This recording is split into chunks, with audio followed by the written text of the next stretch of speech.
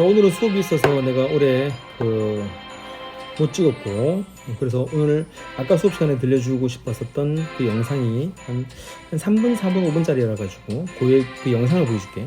그래서 오늘 배웠던 순수이성 비판과 그 영화를 한번, 영화가 아니고 그 유튜브 영상을 잘 연결해봐. 이걸 다른 쫄은길 하지 말고 단지 감동적이야 이게 아니고 순수이성 비판을 통해서 오늘 배웠던 순수이성 비판으로 이 영상에 대해서 한번 스스로가 판단해보고 끄적끄적거리면서 한 200자 이내로 한번 내용을 한번 정리해봐. 이 새끼 이거 무서워 죽겠는 귀신. 그 영상을 보여줄게. 2010년 뉴욕 현대미술관. 많은 관객들이 지켜보는 가운데 한 멋진 중년 남성이 무대로 걸어나와 빨간 드레스를 입은 여성 앞에 앉습니다.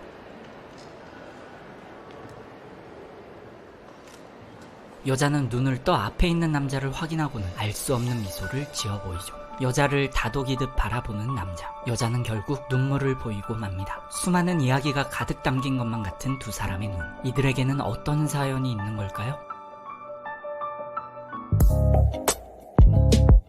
리스너 여러분 안녕하세요. 이슈텔러입니다. 이 여성의 이름은 마리나 아브라모비치. 유고슬라비아 출신의 그녀는 행위예술의 데모로 불리며 지난 40년 동안 매우 심오한 퍼포먼스를 선보여왔습니다. 그녀의 첫 행위예술은 칼을 재빨리 움직여 손가락 사이 바닥을 반복해 찌르다가 손에 상처를 입으면 칼을 받고 계속해서 진행하는 퍼포먼스였죠. 그리고 이듬해 그녀의 대표작 중 하나인 리듬 제로를 선보입니다. 탁자 위에는 깃털, 립스틱, 장미, 가위, 망치 등의 수많은 물건들이 올려져 있고 관객들은 이 중 아무거나 골라잡아 그녀의 신체에 어떤 행위든 마음껏 가할 수 있게 한 퍼포먼스였죠. 초반에는 관객들이 장미를 건네기도 하고 키스를 하기도 하고 깃털로 몸을 간지럽히기도 했습니다. 하지만 주위 눈치를 보며 주저하던 관객들은 점차 그녀의 옷을 가위로 잘라 벗기기도 하고 몸에 상처를 내며 가혹해지기 시작했죠. 결국 목숨마저 위험한 상황이 되자 그녀를 보호하려는 관객들이 나서 싸움까지 벌어지고 나서야 6시간 만에 행위예술은 끝이 났습니다. 그녀는 관객들이 나에게 고통을 줄 수도 다정함을 베풀 수도 심지어 날 죽일 수도 있는 모든 기회를 주고 싶었다. 이 작품은 대중에게 모든 권한을 준다면 어떤 일이 일어날지 보여주는 실제 사례이다 라고 작품에 대해 설명합니다. 이처럼 그녀는 자신의 몸도 아끼지 않으며 고통, 죽음, 두려움 같은 무거운 주제를 다루는 작품만을 선보여왔죠. 그러던 중 1975년 그녀의 삶과 예술에 큰 전환점을 가져올 운명적인 만남이 이루어집니다. 울라이라고 불리던 서독 출신의 행위예술가 우베 라이지펜을 만나 순식간에 사랑에 빠져버린 것이죠. 이후 두 사람은 함께 살며 연인이자 예술적 동지로 다양한 공동작품을 선보였습니다. 그리고 그녀의 고통, 죽음 등 무거웠던 작품의 주제는 관계, 신뢰 등으로 바뀌어갔죠. 머리카락을 이어묶은 두 사람은 고도의 정신력을 발휘해 17시간 동안 같은 자세를 유지하며 결코 같을 수 없는 두 사람의 에너지를 결합하려는 노력을 작품으로 표현하기도 하고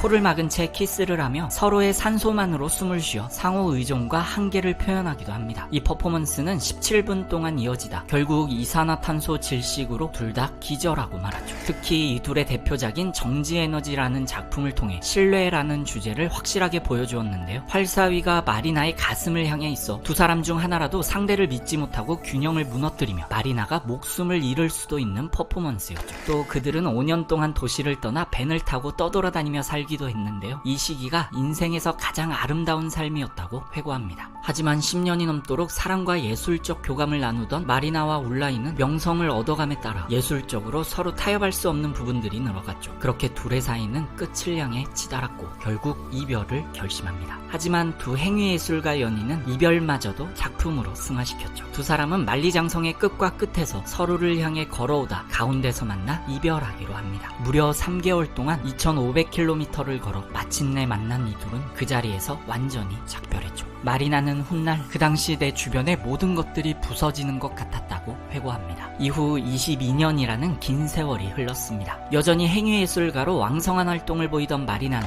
2010년 뉴욕 현대미술관에서 예술가가 여기 있다 라는 작품을 선보였죠. 침묵 속에서 관객과 마주 앉아 서로의 눈을 바라보는 퍼포먼스였습니다. 바쁜 뉴요커들은 의자에 앉지 않을 것이라는 큐레이터의 우려와는 달리 이 퍼포먼스는 736시간에 걸쳐 진행되는 동안 무려 850 50만 명이 미술관을 찾아왔죠. 긴 기다림 끝에 마리나 앞에 앉은 관객들은 그녀의 깊은 눈빛과 예술적 에너지로 인해 형용할 수 없는 감정에 사로잡혀 어쩔 줄 몰라 하기도 했으며 화를 내기도 했고 눈물을 흘리기도 했습니다. 하지만 마리나의 표정은 조금의 균열도 없이 한결같았죠.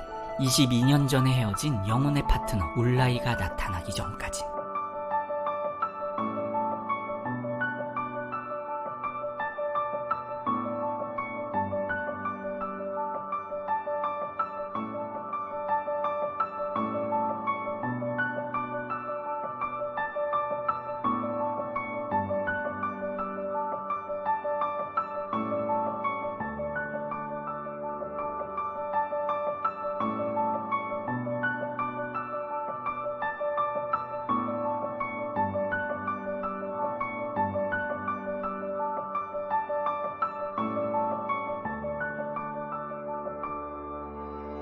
결국 그녀는 작품의 규칙을 깨고 울라이에게 손을 내밉니다. 이 둘의 아름다운 사랑 이야기를 모두 알고 있는 관객들은 의미 있는 박수를 보내죠.